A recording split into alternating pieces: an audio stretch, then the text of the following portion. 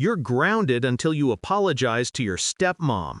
Dad's voice cut through the room like glass shattering. Laughter rippled around me, my face burned, my chest tightened. But I only said, all right, calm, composed. Inside, I was already elsewhere, plotting.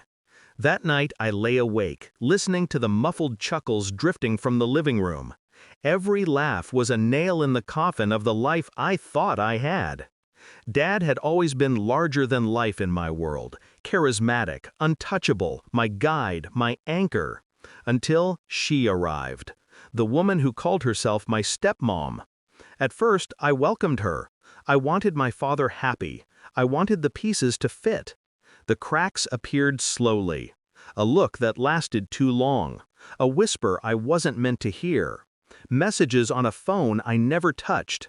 Small betrayals stacked like bricks in a wall I didn't see until it was towering over me. She smiled at me sometimes, but behind that, I saw calculation. I noticed patterns, Dad's sudden absences, the late-night phone calls, the subtle exclusion from family decisions. And the laughter that wasn't for me anymore. It was for her, their secret world. I never confronted them, not then. Emotion would have been my undoing. I watched, I cataloged. Every meeting, every glance, every careless word became ammunition. Control wasn't just about waiting, it was about timing. I began quietly. I revisited old conversations, old contracts Dad thought I had forgotten. I learned what mattered to him: money, influence, appearances.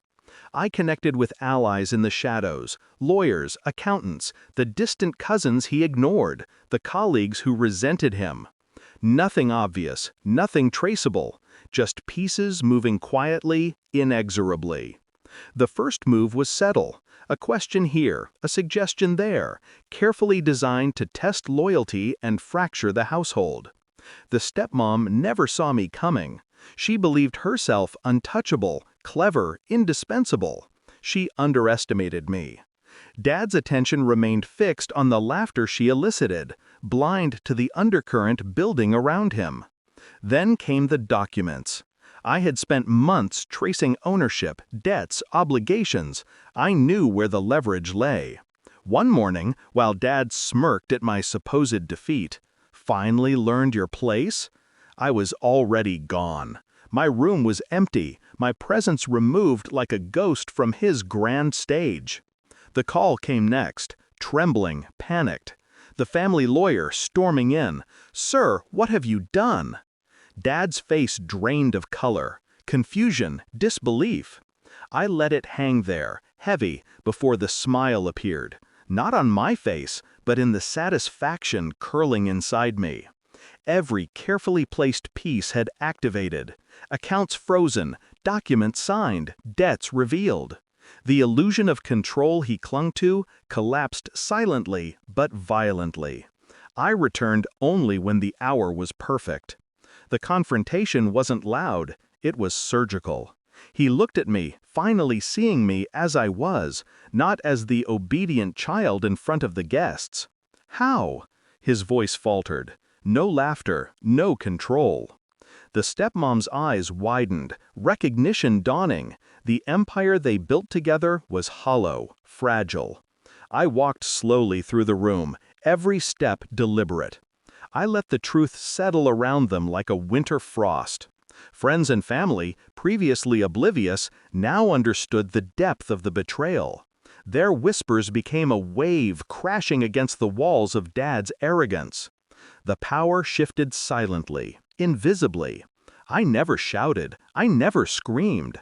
I just existed there, the calm in the storm, the architect of ruin he couldn't foresee. In the end, I didn't need vengeance to roar. It whispered, precise, inevitable. I watched Dad attempt to salvage pride, to rally his allies, to mask the tremor in his voice. It was useless. The foundation they thought secure had been eroded beneath their feet. The stepmom's manipulations, the laughter, the control, they were nothing against calculated patience. I stepped outside later, breathing the cool night air. The city lights reflected in my eyes like fragments of a past life, broken but brilliant. I felt no triumph in cruelty, only the clarity of justice served, the satisfaction of power reclaimed. I hadn't broken anyone with brute force. I had broken the illusion that allowed them to betray me. And in that silence, I realized the truth. Empowerment doesn't scream. It waits. It observes. It strikes when inevitability meets precision. I had waited. I had struck. And I would never be underestimated again. I smiled.